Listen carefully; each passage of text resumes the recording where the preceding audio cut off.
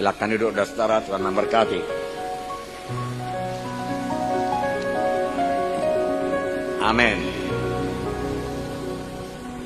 Mari dengan cepat, saudaraku, saya sampaikan lagi pekerjaan Roh Kudus dalam hidup Paulus, yang juga bisa berarti pekerjaan Roh Kudus dalam hidup kita. Karena Roh Kudus, Tuhan Yesus, saudaraku, tidak berubah.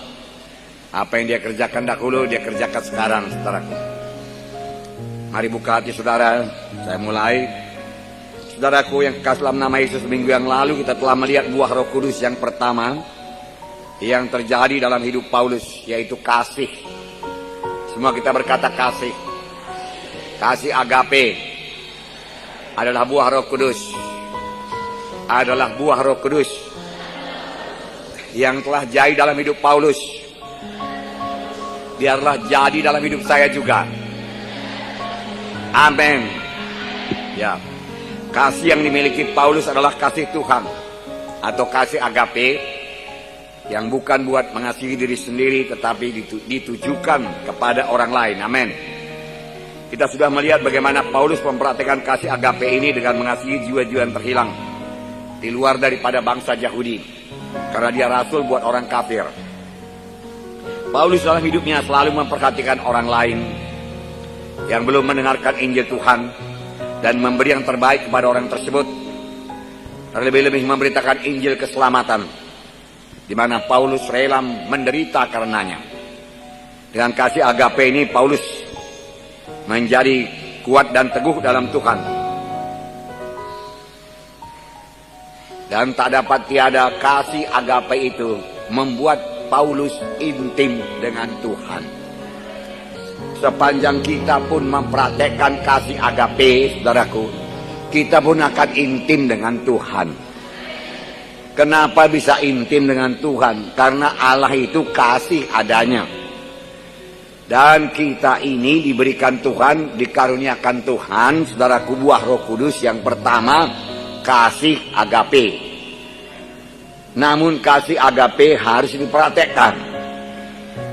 Pada waktu kita mempraktikkan kasih agape ini, menolong orang lain, memberkati orang lain, mengunjungi orang lain, membawa dia kebaktian, mengabarkan Injil, saudaraku, kita akan bertambah-tambah intim dengan Tuhan, yang juga rindu mengabarkan Injil, yang mengasihi orang lain dan mau memberkati orang lain.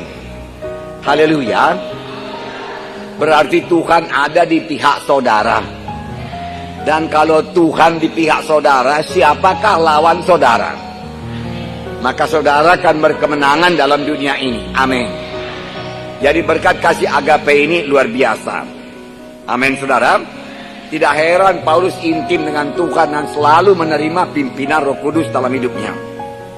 Roma 5:5 berkata, dan pengharapan tidak mengecewakan, karena kasih Allah telah dicurahkan dalam hati kita oleh Roh Kudus yang telah dikaruniakan kepada kita. Roh Kudus dikaruniakan Tuhan kepada kita. Saudara sudah dibaptis dengan Roh Kudus. Saudara sudah dipenuhkan dengan Roh Kudus. Beserta dengan kepenuhan Roh Kudus itu, kasih Allah pun sudah dicurahkan dalam hati saudara. Tinggal saudara mempraktekkannya saja lagi. Bertambah dipraktekkan, kasih itu bertambah berkembang. Bertambah dipendam dalam bagi diri sendiri, kasih agape itu akan menciut, lama-lama hilang, dan kita menjadi orang yang egois, mementingkan diri sendiri saja. Jadi paling bagus, saudaraku, dipraktekkan pada orang lain. Haleluya, saudaraku. Nah, kasih agape juga menyebabkan Paulus tidak pernah mundur, walaupun begitu banyak aniaya yang dia alami, kesukaran-kesukaran dia alami, halangan-halangan yang dia alami. Kita pun demikian. Minggu yang lalu saya katakan kepada saudara, kita tidak berhenti pada altar call saja. Kita mau menggenapkan perintah Tuhan dalam hidup kita. Kita mau jiwa-jiwa itu sampai jadi murid Tuhan. Oleh sebab itu saudara semua harus jadi murid Tuhan. Firman Tuhan yang saya sampaikan kepada saudara ini perlu saudara praktekkan. Amin. Tetapi perlu juga saudara sampaikan lagi kepada anggota-anggota kelompok sel saudara, supaya dia juga mempraktekannya, dia juga keberkatan. Amin.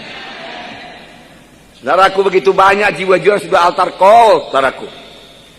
Saudara, ribuan, saudaraku. Kita mau jiwa itu jadi murid, saudaraku. Doakan mereka, siapa-siapa yang ada dalam kelompok saudara yang saudara ketahui. Saya katakan bulan Mei ada 700 altar call selama bulan Mei. Ini masuk Juni, tambah lagi minggu pertama 140 jiwa-jiwa baru. 140. Saudaraku, kemana itu semua? Saudara pemimpin kelompok saya harus tahu, harus melayaninya. Dan kalaupun dalam pelayanan tersebut saudara tidak menang, jangan menyerah. Paulus juga tidak selamanya menang, saudaraku. Nanti kita baca, saudara. Tapi memang dia, saudaraku, akhirnya berkemenangan, saudaraku. Bukan berarti Paulus tidak menerima halangan. Paulus tahu mengusir setan, saudaraku. Dan dia praktekkan mengusir setan, tapi dia masuk penjara juga, saudaraku. Itu berkuasa dia, saudaraku. Nah, saudaraku, tapi dia sama sekali tidak mengeluh. Dia berkemenangan. Kasih agape menguasai dia. Saudara juga dalam mengunjungi jiwa-jiwa. Boleh jadi jiwa-jiwa tidak berjumpa. Boleh jadi saudara-saudara janji melalui handphone akan jumpa. Dan dia minta dilayani. Tahu-tahu dia tidak hadir. Jangan bersungut-sungut. Bersukacitalah saudara sudah mulai bergerak dalam pelayanan, amin. Dan bersyukur kepada Tuhan, saudaraku. Nah, bergerak dengan kasih agape. Inilah dia Paulus, bergerak dengan kasih agape. Aniaya tidak akan berhenti dalam hidup Paulus, tidak pernah berhenti dalam hidup Paulus. Dan Paulus memakai aniaya tersebut untuk bertumbuh, menjadi kuat dan teguh dalam Tuhan. Bertambah-tambah kasihnya kepada Tuhan. Saudaraku, dan bertambah-tambah bentukan Tuhan dalam hidupnya, sehingga dia menjadi seperti Yesus. Sehingga akhirnya Paulus sangat teguh dalam Tuhan. Saudaraku, walau menghadapi kematian pun dia tidak pernah mundur lagi. Marilah kita tekun mempraktekkan kasih agape ini. Amin, saudaraku. Nah, saudaraku, praktekkan. Ada 280 jiwa-jiwa yang dibaptiskan, saudaraku. Saudaraku, jangan hilang mereka itu. Saudaraku, kerja keras supaya mereka itu semuanya kebaktian lagi. Semuanya training dasar rohani Kristen. Saya dengar training dasar rohani Kristen mencapai 100 lebih, sedikit 110, saudaraku, atau kurang sedikit. Saudaraku, tambah daripada training dasar yang sebelumnya. Tapi itu belum mencapai sasaran. 280 pun sudah saudaraku, satu terobosan. Dibanding dengan 100-an, saudaraku, minggu-minggu yang bulan-bulan sebelumnya. Tetapi jangan merasa puas, jangan berhenti di situ. Amin, saudara. Ya, mari masuk kepada 300, 400, 500, 600 baptisan. Saudara, haleluya. Haleluya. Dan dalam melayani jiwa-jiwa tersebut, saudara akan mengalami capek. Saudaraku, boleh jadi setan menggoda saudara, apa gunanya ini semua? Saudaraku, itu saudaraku berguna bagi saudara. Menumbuhkan kasih agape saudara sehingga kuat dan teguh dalam Tuhan. Enggak, saudara tidak akan mundur lagi dari jalan Tuhan apapun terjadi dalam hidup saudara. Jika waktu Yesus datang kedua kali, saudara berjumpa dengan Tuhan di awang-awang, memperoleh mahkota-mahkota daripada Tuhan, saudaraku. Jadi praktekkan kasih agape ini, amin. Layani jiwa-jiwa, berbuat baik kepada jiwa-jiwa, berkorban kepada jiwa-jiwa, amin. Terlebih sesama anak Tuhan berbuat baik, haleluya. Berkata-kata baik, amin. Tidak menggosip-gosipkan anak Tuhan yang lain, amin. Memberkati dalam perkataan kita, haleluya.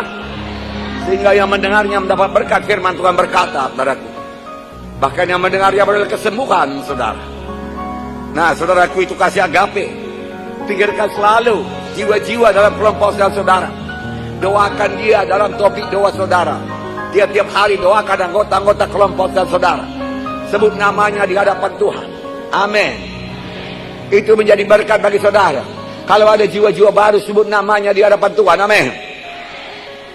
Saudara harus memiliki rencana penginjilan, RPI. Saudara, saudaraku, siapakah rencana penginjilan saudara? Siapakah saudara inginkan diselamatkan? Lihat dari oikos saudara. Setiap orang di dunia ini ada pergaulannya. Walaupun 1, 2, 3 orang temannya. Itulah yang nomor 1 didoakan supaya selamat. Kalau dia belum selamat, doakan terus menerus. Saudaraku, Apalagi masih ada pertalian famili, keluarga, anak-anak saudara doakan. Doakan terus menerus.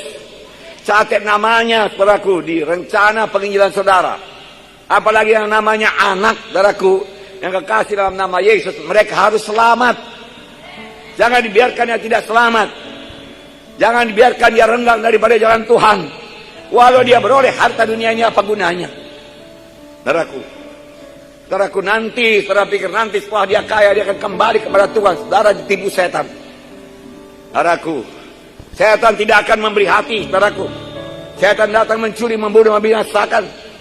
Selalu ada persoalan, selalu ada pencobaan. Sudah dapat harta, datang pencobaan dari harta, dari kekayaan, dari keluarga. Saudaraku, secepat mungkin dia selamat. Haleluya. Jangan pikir-pikir nanti sesudah tamat dia sarjana maka dia akan selamat. Saya beritakan Injil. Nanti sudah dia berumah tangga, saya beritakan Injil. Sekarang jangan ganggu dulu dia. Apa yang jangan diganggu? Apa yang perlu dalam hidup ini? Harta duniakah yang perlu dalam hidup ini? Saudaraku, semua itu hanya sementara saja dan tidak mempengaruhi keselamatan. Harta dunia ini, saudaraku, tidak mempengaruhi, saudaraku, sama sekali tidak mempengaruhi. Saudaraku, itu hanya kertas-kertas melulu, saudaraku. Saya kadang-kadang mengeluarkan uang banyak-banyak, saudaraku, pembangunan gereja, saudaraku. Saudaraku, saya keluarkan, saudaraku. Kadang-kadang sampai ratusan juta bayar bond, saudaraku, saya keluarkan ratusan juta. Saya pikir ini untuk Tuhan. Saya pikir ini untuk Tuhan. Ini hanya kertas-kertas melulu, dikasih Tuhan saya pegang. Saya percayakan Tuhan, oke jalan.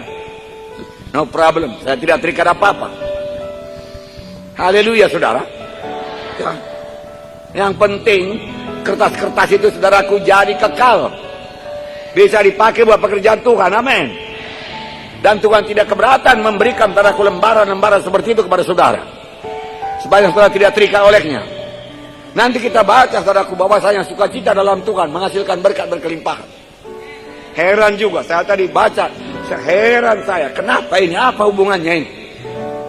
Sukacita dalam Tuhan, saudaraku. Saudara, menghasilkan berkat berkelimpahan, tidak kekurangan suatu apapun. Kamu menjadi sempurna dalam Yesus, kuat dan teguh dalam Yesus. Makanya hari ini, saudaraku, saya sampaikan kepada saudara, saudaraku, buah Roh Kudus yang kedua. Yang pertama sudah, yaitu, saudaraku, kasih, agape. Yang kedua, sukacita. Saya mencoba tadi, saudaraku, dua, tetapi tidak bisa.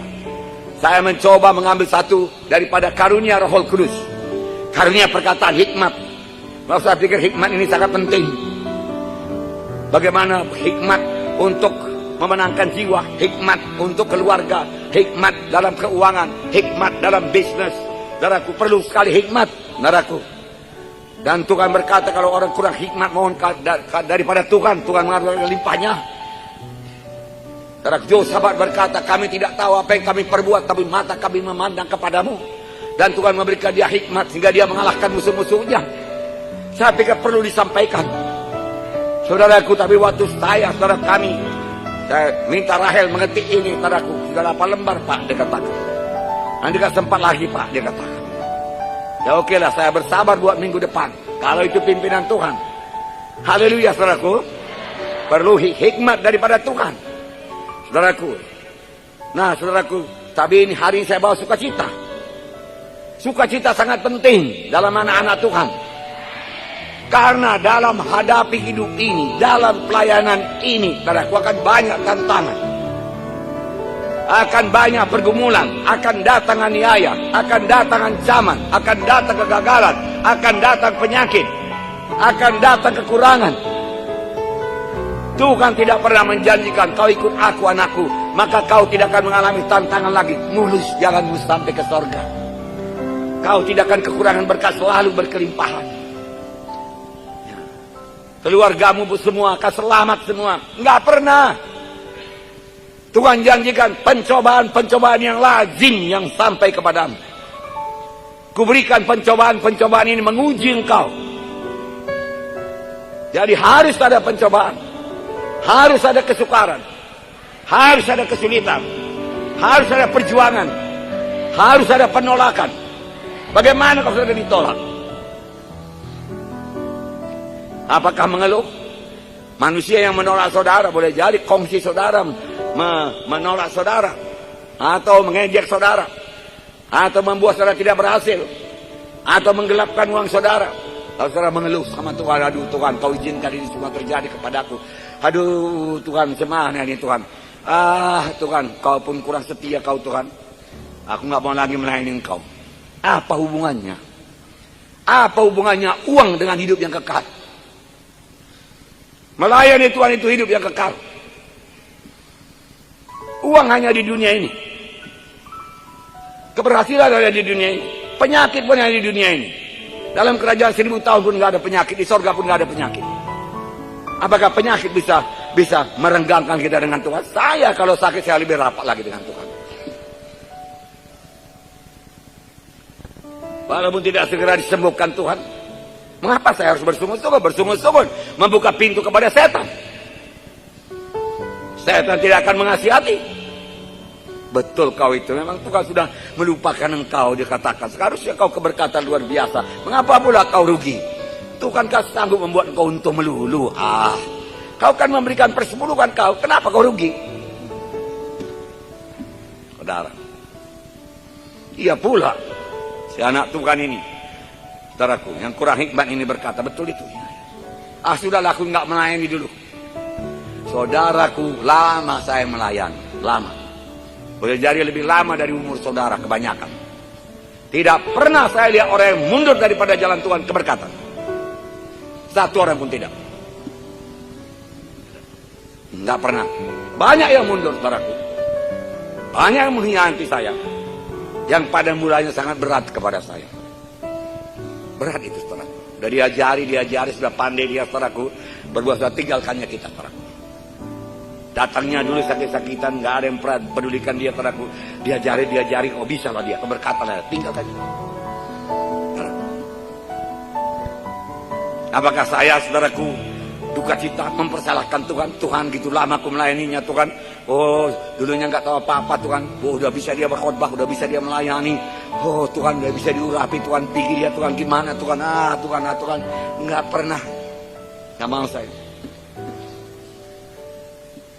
Semua dalam pengetahuanmu Tuhan. Engkau berikan lagi yang terbaik Tuhan. Haleluya Tuhan.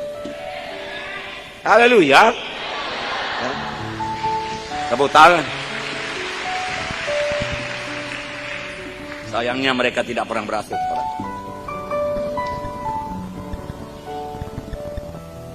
Bahkan karunia-karunia pengertian hikmatnya dia peroleh dari sini hilang semua.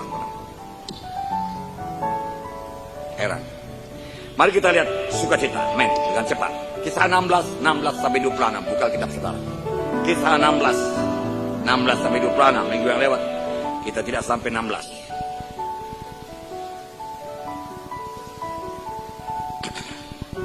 Oke. 16 1, 2, 3. Pada suatu kali, sama-sama ya, 1, 2, 3. Pada suatu kali ketika kami pergi ke tempat sembahyang itu, kami bertemu dengan seorang hamba perempuan yang mempunyai roh tenung. Dengan tenungan-tenungannya tuan-tuannya memperoleh penghasilan besar. Ia mengikuti sambil berseru, katanya, orang-orang inilah hamba Allah yang maha tinggi. Mereka memberitakan kepadamu jalan kepada keselamatan. Hal itu dilakukannya beberapa hari lama. Tetapi ketika Paulus tidak tahan lagi akan gangguan itu, ia berpaling dan berkata kepada roh itu, demi nama Yesus Kristus aku menyuruh engkau keluar dari perempuan ini. Seketika itu juga keluarlah roh itu. Ketika tuan-tuan perempuan itu melihat, harapan mereka akan dapat penghasilan lenyap, mereka menangkap Paulus dan Silas, lalu menyeret mereka ke pasar untuk menghadap penguasa. Setelah mereka membawa keduanya menghadap pembesar-pembesar kota itu, berkatalah mereka, katanya, orang-orang ini mengacau kota kita ini, karena mereka orang Yahudi, dan mereka mengajar adat istiadat yang kita sebagai orang Rum tidak boleh menerimanya atau menurutinya. Juga orang banyak bangkit menentang mereka. Lalu pembesar-pembesar kota itu menyuruh mengoyakkan pakaian dari tubuh mereka dan mendera mereka. Setelah mereka berkali-kali didera, mereka dilemparkan ke dalam penjara. Kepala penjara diperintahkan untuk menjaga supaya sungguh-sungguh sesuai dengan perintah itu. Kepala penjara memasukkan mereka ke ruang penjara yang paling tengah dan membelenggu kaki mereka dengan pasungan yang kuat. Tetapi kira-kira tengah malam, Paulus dan Silas berdoa dan menyanyikan puji-pujian kepada Allah, dan orang-orang hukuman lain mendengarkan mereka. Akan tetapi terjadilah gempa bumi yang hebat Ketika sendi-sendi penjara itu goyah, dan seketika itu juga terbukalah semua pintu dan terlepaslah belenggu mereka semua. Wow, luar biasa. Paulus mengusirkan roh tenung daripada seorang perempuan yang mempunyai roh tenung. Dengan tenungan-tenungannya, tuan-tuannya memperoleh penghasilan besar. Oh, dia kenal siapa Paulus. Dan dia berkata, orang-orang ini adalah hamba-hamba Allah yang benar. Dan mereka memberitakan kepadamu jalan keselamatan. Ikutlah dia. Oh, pas. Tidak ada salahnya ucapannya. Tetapi asalnya bukan dari Roh Kudus. Asalnya dari roh tenung. Paulus merasa tidak enak mendengar. Kadang-kadang, saudaraku, kita pun bisa mengetahuinya. Saudaraku, orang-orang, saudaraku, memuji kita dan mengatakan berita kita, saudaraku, berita yang benar. Membawa jiwa-jiwa pada keselamatan. Tetapi di balik pujiannya kelihatan, saudaraku, setan, saudaraku, mau memancing-mancing kita. Hati-hati terhadap orang demikian. Kita harus tahu. Paulus mengetahuinya. Dan Paulus masih membiarkan beberapa hal. Tetapi kemudian Paulus tidak tahan lagi, demi nama Yesus Kristus aku menyuruh engkau keluar daripada perempuan itu. Paulus berkata bukan kepada perempuan itu. Paulus berkata kepada roh tenung itu, aku tahu siapa engkau roh tenung, keluar daripada perempuan itu. Seketika itu juga keluarlah. Dan perempuan ini tidak bisa bertenung lagi. Dia bisa menjampi-jampi. Saudaraku. Lalu, saudaraku, tuan-tuannya beroleh kehilangan penghasilan yang besar. Marah tuan-tuannya. Dia tangkap Paulus dan Silas, dia serahkan kepada pembesar dan dia katakan tuduhan palsu. Oh, orang ini membawa adat istiadat bertentangan dengan kita, orang Rom. Masukkan, didera dulu. Wah, dideranya Paulus, orang kafir. Dipukul. Kalau menurut hukum Roma, tetap 39 kurang 1. 40 kurang 1, 39 kali. Luka semua. Paulus bisa dipukul, cara berkata bisa. Mati pun bisa. Karena dia masih manusia. Kenapa Tuhan tidak menghalangi? Kenapa, saudara pikir? Kenapa, saudara? Saya pun nggak tahu. Ya belum saya tanya sungguh-sungguh Tuhan. Seperti selalu, ya saya pun tidak tahu kenapa bisa begitu. Sedangkan dengan mudah dia berkata, roh tenang keluar. Kenapa dia tidak berkata, roh penganiaya keluar? Dia boleh kau jamah saya. Roh pembunuh pergi. Dalam nama Yesus. Masuk penjara. Ruang paling tengah, paling dalam. Wah, pengap itu, saudaraku. Luka-luka di sini. Apakah ditaruh obat merah? Nggak ada obat merah. Jodium? Nggak ada juga. Nggak ada. Apakah dibersihkan dengan air? Nggak juga. Jadi pakaikan bajunya, menempel bajunya, lengket bajunya. Karena mulai membeku darahnya. Infeksi, mulai berdenyut. Sakit. Kalau sudah mulai begitu, kepala pun sakit. Karena dari pagi nggak makan. Dari pagi belum makan. Nah, apa saudara pikir jadi? Apakah Paulus bersungut-sungut?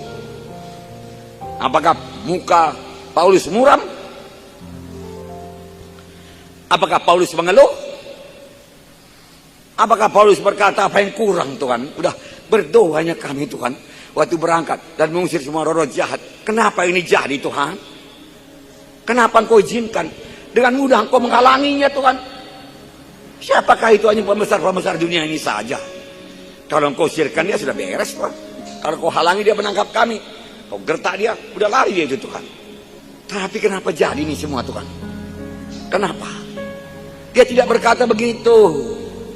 Dia tetap yakin Tuhan sangat mengasihi dia. Dia tetap yakin yang berikan Tuhan sama dia yang terbaik. Apakah muka Paulus muram? Saudaraku, apakah muka Silas muram? Mereka dia orang-orang dewasa rohaninya dalam Tuhan, kuat dan teguh dalam Tuhan. Mereka tahu untuk apa dia melayani. Mereka tahu harganya panggilan Tuhan. Mereka tahu hidupnya kekal. Mereka tahu perkara-perkara lahiriah. Mereka tahu perkara-perkara rohani. Mereka bisa bedakan segala perkara-perkara lahiriah tidak bisa menghilangkan sukacita mereka. Mereka tetap sukacita. Cambukan, penyakit adalah perkara lahiriah. Masuk penjara atau hilang uangnya adalah perkara lahiriah. tidak bisa mengganggu hubungannya dengan Tuhan karena dia sudah dewasa, kecuali anak-anak rohani. Anak-anak orang-orang rohani, anak-anak Tuhan yang masih anak-anak, belum dewasa, nggak dapat untung sedikit bersungut-sungut, hilang uangnya bersungut-sungut, sakit kepala bersungut-sungut, nggak mau melayani. Sangat-sangat anak-anak. Iya apa tidak? Ya itulah, kalau masih anak-anak ya berubahlah, kuat dan teguh. Semua itu perkara lahiriah. Rugi sedikit sudah mempersalahkan Tuhan. Kenapa kau rugi Tuhan? Aku memberi kepadamu Tuhan, kau bisa rugi. Aduh Tuhan, aku nggak mau lagi melayani. Senang kali setan. Iya, dia katakan, aku pun heran Tuhan kau itu, kata setan. Katanya dia cinta datang sebagai domba beroleh hidup berkelimpahan. Kau sudah memberi lagi, barusan kau kebaktian hari Minggu, hari Senin sudah rugi. Coba ceklah iman kau itu, dia katakan. Coba cek.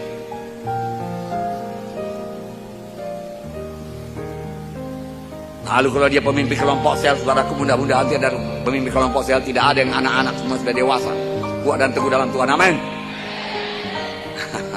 Tapi kalau ada, saudaraku, aku nggak mau mengunjungi lagi dah.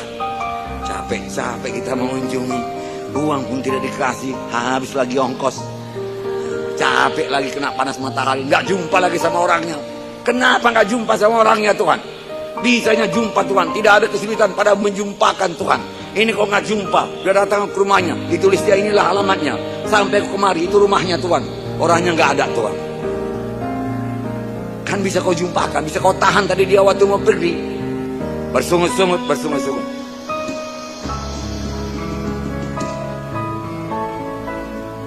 Pacarnya yang pergi, saudara, ada pula pacarnya yang pergi.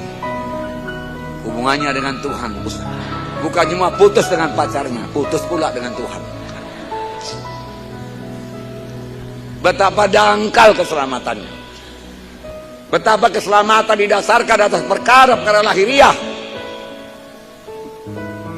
Jangan didasarkan iman atas perkara-perkara lahiriah, saudaraku. Jangan.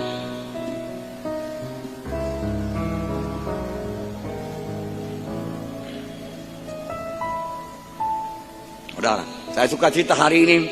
Saudaraku, Pak Supratman dan Hawati ada di sini. Dia hadir kebaktian.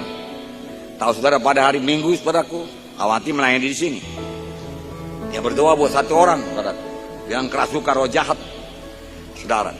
Saudara, dipukulnya, langsung dipukulnya. Saya terkejut.